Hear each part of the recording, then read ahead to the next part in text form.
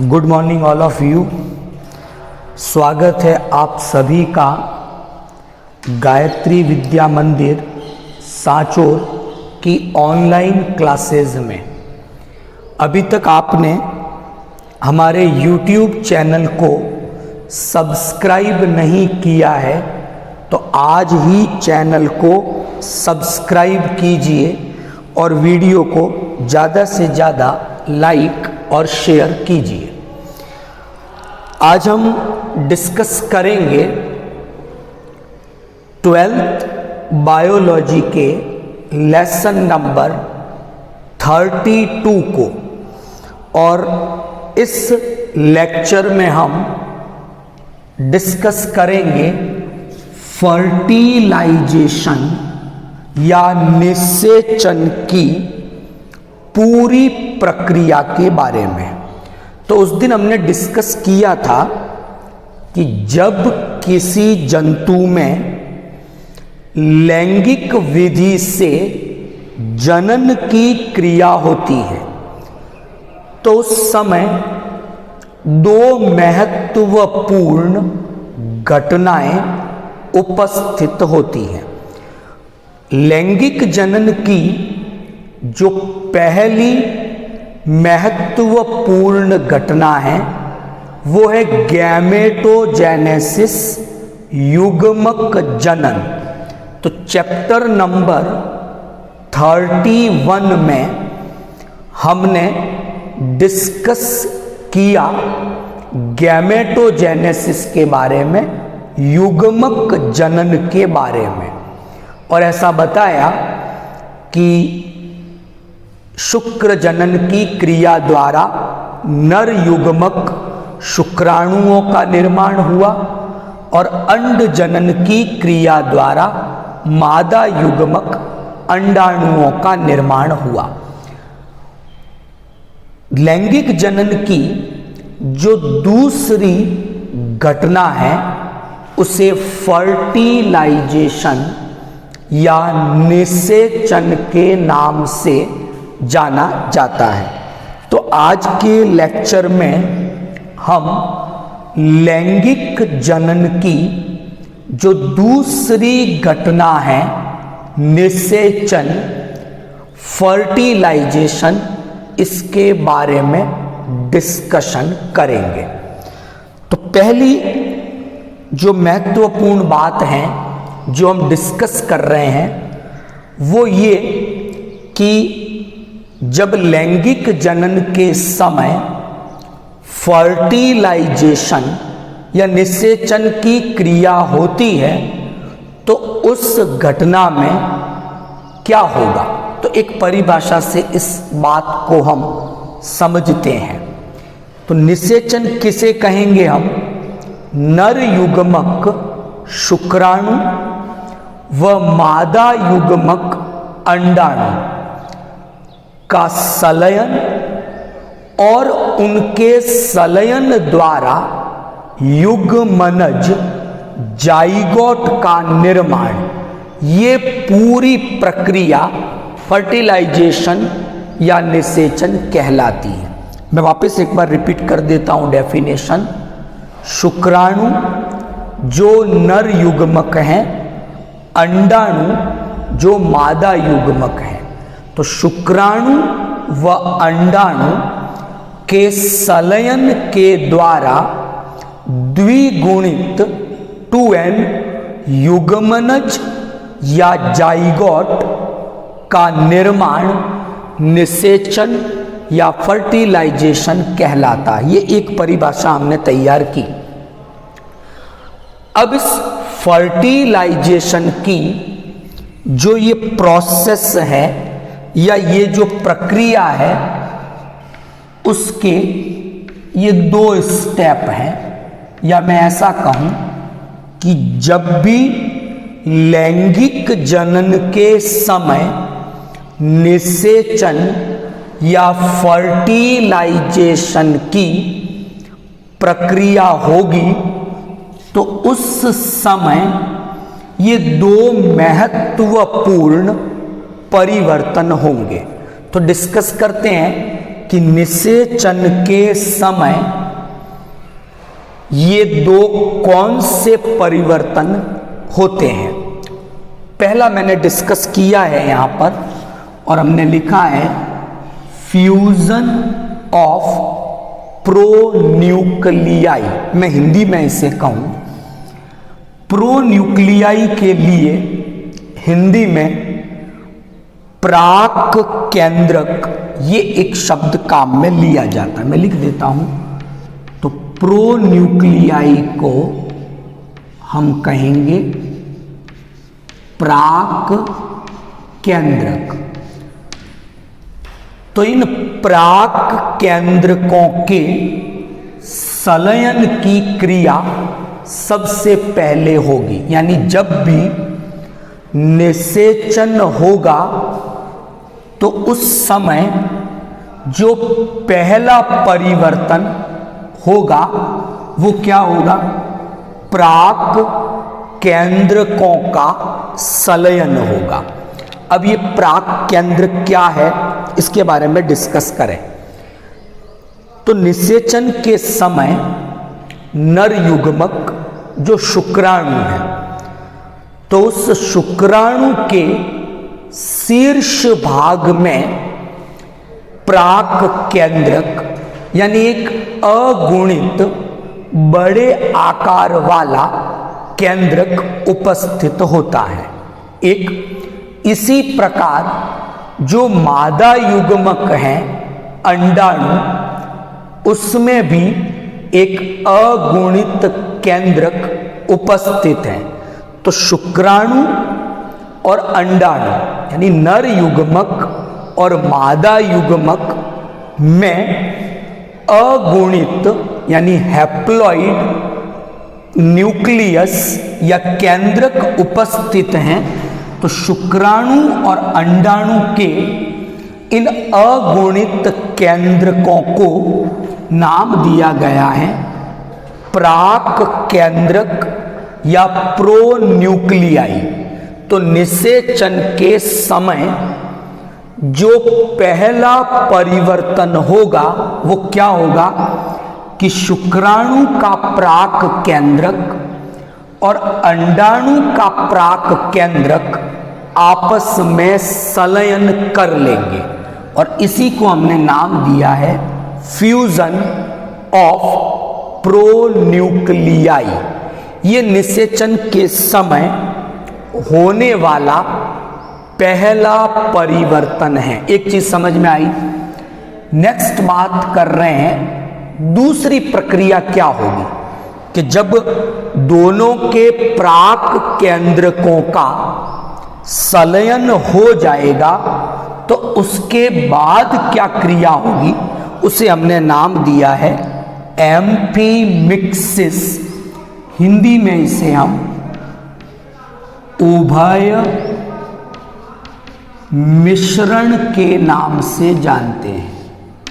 Amphimixis क्या होता है एम्फीमिक्सिस में कि इस समय जो शुक्राणु के गुणसूत्र हैं और जो अंडाणु के गुणसूत्र हैं वो पेयरिंग या जोड़ियां बनाएंगे। किस प्रकार कि सामान्य कायिक कोशिका में 23 पेयर गुणसूत्र होते हैं, 23 जोड़ी गुणसूत्र हैं।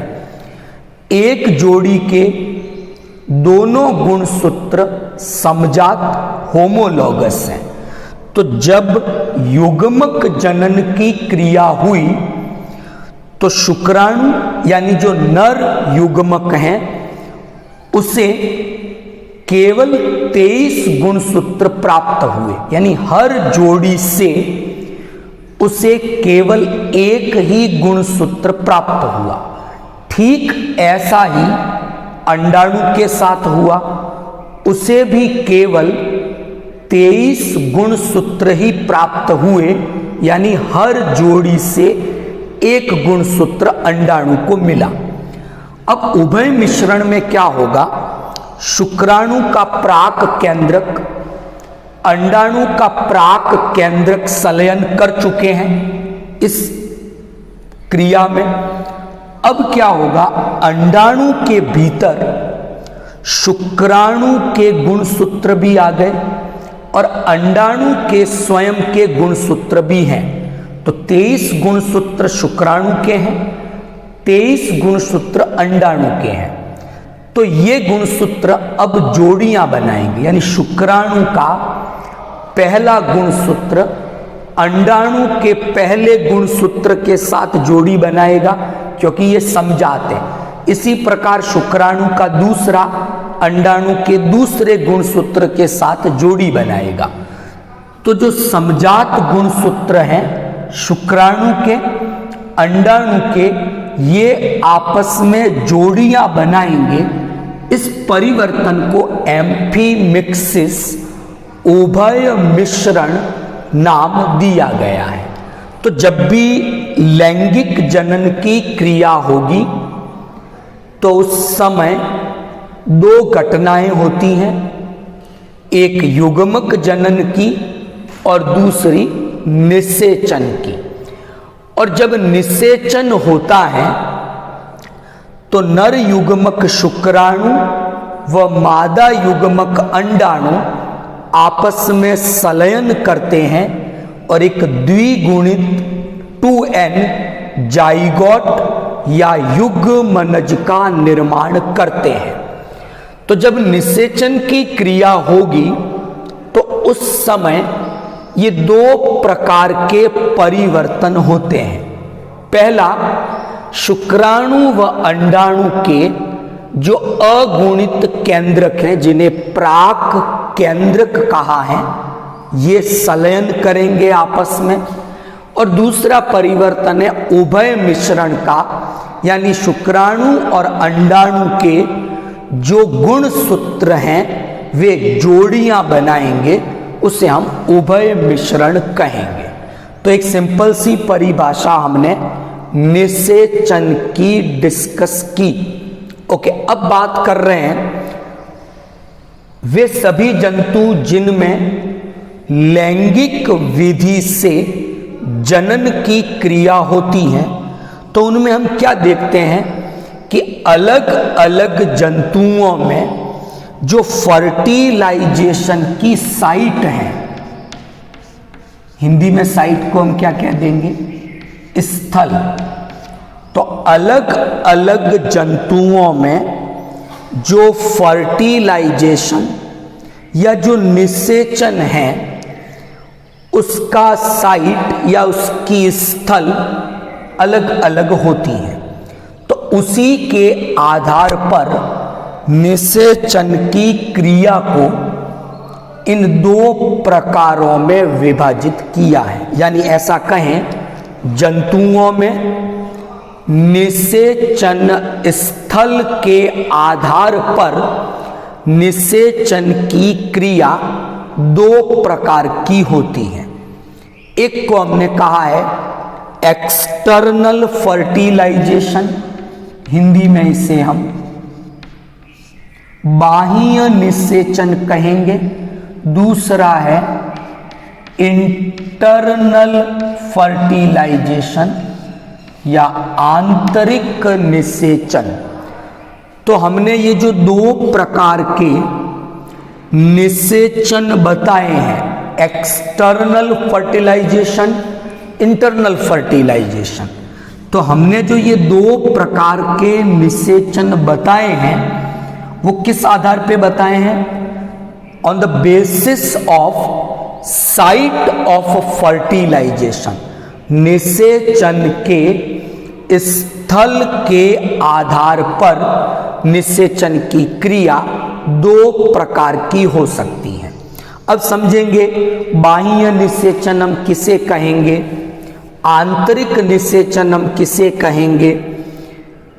ऐसे जंतुओं के उदाहरण डिस्कस करेंगे जिनमें बाह्य निषेचन है, ऐसे जंतुओं के उदाहरण डिस्कस करेंगे जिनमें आंतरिक निषेचन की क्रिया होती है। तो अब डिस्कस करते हैं इसके बारे में। पहले प्रकार का निषेचन है वो एक्सटर्नल फर्टिलाइजेशन या बाह्य निषेचन है। एग्जाम्पल मैं पहले ले लेता हूं। फिशेज हैं यानी मछलियां, नंबर 2 फ्रॉग, मेढक। ये दो मैंने एग्जाम्पल लिए और इन दोनों में निषेचन की क्रिया बाह्य या एक्सटर्नल प्रकार की होती है। तो एग्जाम्पल तो समझ में आए। अब क्या होगा कि इस प्रकार के यानी बाह्य निषेचन में शुक्राणु व अंडाणु के संलयन की क्रिया जंतु के शरीर के बाहर होती है। The process of fertilization occur outside the animals body, यानी जंतु के शरीर के बाहर निषेचन की क्रिया हो तो ऐसे फर्टिलाइजेशन को एक्सटर्नल फर्टिलाइजेशन कहा जाएगा। और जनरली एक्सटर्नल फर्टिलाइजेशन की प्रोसेस एक्वेटिक एनवायरनमेंट में जलीय माध्यम में संपन्न होती है। Is that clear? अब एक्सटर्नल फर्टिलाइजेशन है, उसके साथ समस्या क्या है? पहली तो ये कि जो सफलता की दर है कि निषेचन होगा या नहीं होगा, इसके चांसेस कम रहते हैं एक्सटर्नल फर्टिलाइजेशन में। क्यों?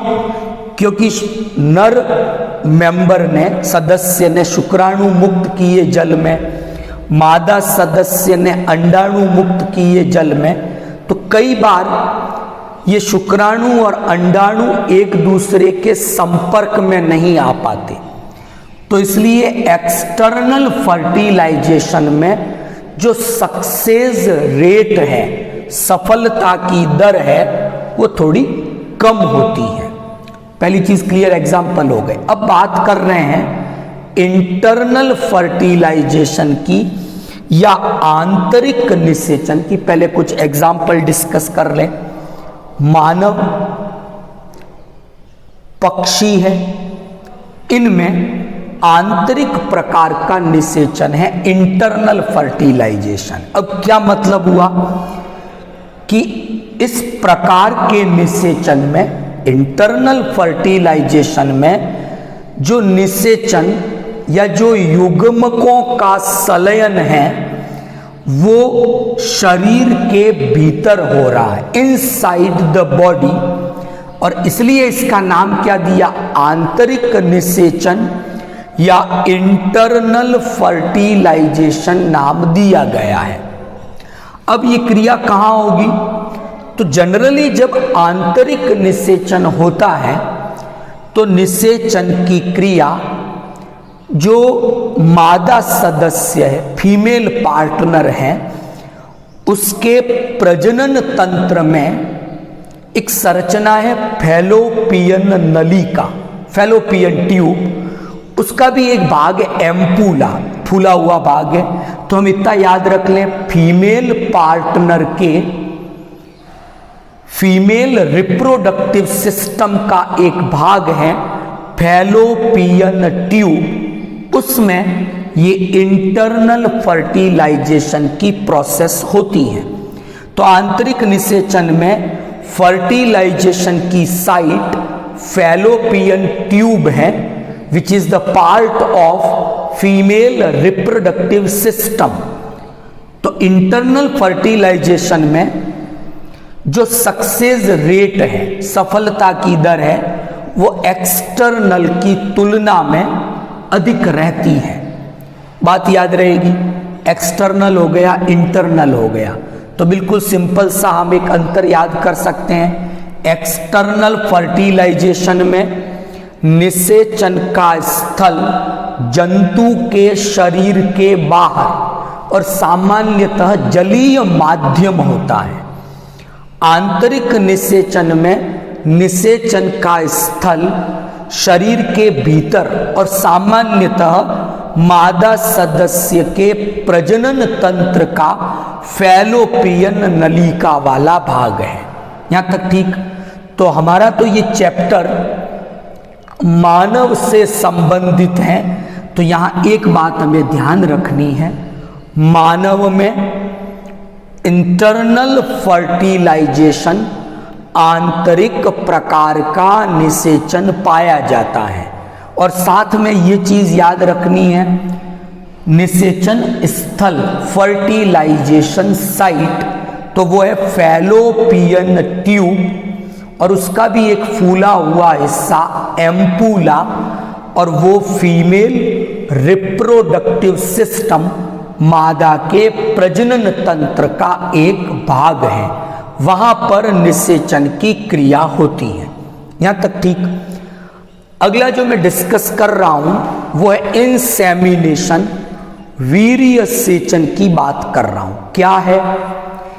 तो फर्टिलाइजेशन एक अलग घटना है, और अभी हम एक दूसरी घटना डिस्कस करेंगे, इंसेमिनेशन। हिंदी में इसे हम वीर्य सेचन की क्रिया कहते हैं। तो इंसेमिनेशन को हिंदी में वीर्य सेचन कहा जाएगा, फर्टिलाइजेशन को हिंदी में निषेचन कहा जाएगा। तो कोई कंफ्यूजन नहीं होना चाहिए। तो बात कर रहे हैं हम कौन से फर्टिलाइजेशन की? इंटरनल, आंतरिक निषेचन की। यानी क्या होना चाहिए? ऐसे निषेचन में शुक्राणु और अंडाणु का संलयन फैलोपियन ट्यूब वहां होता है। इसका मतलब अंडाणु को भी वहां पहुंचना चाहिए, शुक्राणु को भी वहां पहुंचना चाहिए। तो अंडाणु तो कैसे पहुंचेगा? तो हमने कहा था कि अंडाशय में पुटिकाएं बनती हैं, फॉलिकल्स, और अंत में क्या होता है? एक पूर्ण परिपक्व ग्राफियन पुटिका या फॉलिकल बन जाता है। उसी में वो सेकेंडरी oocyte उपस्थित है। पीयूष ग्रंथि से एक हार्मोन आता है LH, ल्यूटिनाइजिन, वो आकर ग्राफियन पुटिका पर अपना काम करता है, और उस LH के कारण ग्राफियन पुटिका से द्वितीयक oocyte उत्सर्जित हो जाता है, बाहर निकल जाता है। इस क्रिया को हम अंडोत्सर्ग इस नाम से जानते हैं। तो द्वितीयक oocyte बाहर आया, और बाहर आकर वो फैलोपियन नलिका तक पहुंच गया। तो अंडाणु तो पहुंच गया। अब निषेचन तो तब होगा जब शुक्राणु भी उस फैलोपियन नलिका तक पहुंचे। तो क्या होगा कि नर सदस्य के द्वारा शुक्राणुओं को मादा सदस्य की जो योनि मार्ग है वहां पर मुक्त किया जाए, ताकि वहां से वो गर्भाशय से होते हुए पहुंच जाए फैलोपियन नलिका तक। तो क्या करवाया हमने कि नर सदस्य ने क्या किया? शुक्राणुओं को मादा सदस्य की योनि मार्ग तक पहुंचाया। इस क्रिया का नाम वीर्य सेचन या इंसेमिनेशन है। तो ये एक निषेचन का ही एक किस्सा हुआ। बिना इस वीर्य सेचन के आंतरिक निषेचन की क्रिया संभव नहीं है। तो जिन जंतुओं में आंतरिक निषेचन होता है, जैसे मानव में इंटरनल फर्टिलाइजेशन है, इसलिए निषेचन से पहले क्या होना चाहिए? इंसेमिनेशन, वीर्य सेचन होना चाहिए। तो क्या है वीर्य सेचन? नर सदस्य द्वारा शुक्राणुओं को मादा सदस्य की योनि मार्ग में स्थानांतरित करना वीर्य सेचन, इंसेमिनेशन कहलाता है। यहां तक ठीक? डेफिनेशन याद रहेगी। अब एक और टेक्निक इसी से जुड़ी हुई वर्तमान में, जो हमारे पालतू पशु हैं, गाय है, घोड़े हैं, इन पालतू पशुओं की नस्ल के सुधार के लिए, फॉर द एनिमल ब्रीडिंग, कि उनकी नस्ल को सुधारा जाए, अच्छी गुणवत्ता वाले पशुओं का उत्पादन किया जाए, तो उसके लिए वर्तमान में आर्टिफिशियल इंसेमिनेशन, कृत्रिम वीर्य सेचन की क्रिया काम में ली जाती है। क्या करते हैं इसमें?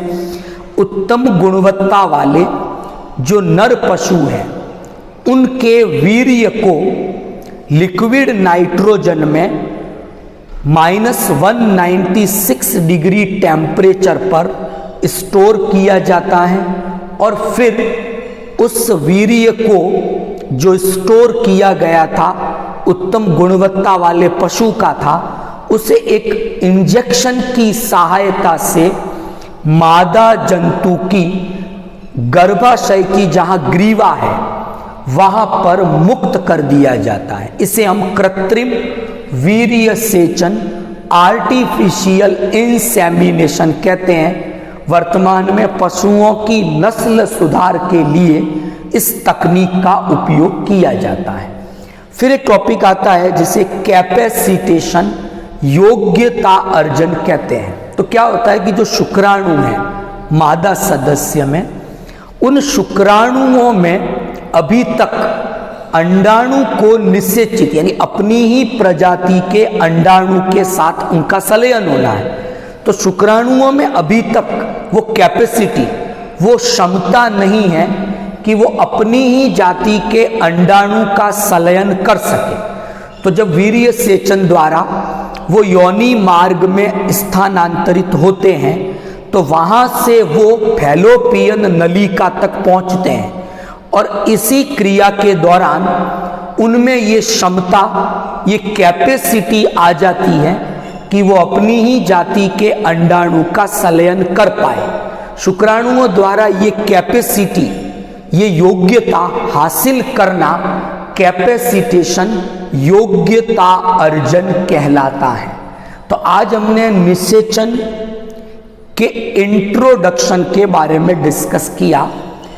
कल के लेक्चर में हम निषेचन की संपूर्ण प्रक्रिया को स्टेप बाय स्टेप डिस्कस करेंगे कि सबसे पहले शुक्राणु अंडाणु तक पहुंचेंगे, उसके बाद एक एक्रोसोमल रिएक्शन होगी, उसके बाद एक कॉर्टिकल रिएक्शन होगी और उसके बाद उभय मिश्रण की क्रिया होगी और फाइनली डिस्कस करेंगे निषेचन के महत्व। आई होप आज का जो लेक्चर था अपना निषेचन के इंट्रोडक्शन के बारे में आपको समझ में आ गया होगा। छोटी छोटी एग्जाम में परिभाषाएं बनती है, जैसे उभय मिश्रण पे बन जाए, वीर्य सेचन पे बन जाए, योग्यता अर्जन पे बन जाए। तो इन छोटी छोटी डेफिनेशंस के बारे में हमें जानकारी होनी चाहिए और किसी भी प्रकार का कोई कंफ्यूजन नहीं होना चाहिए। Thank you all of you.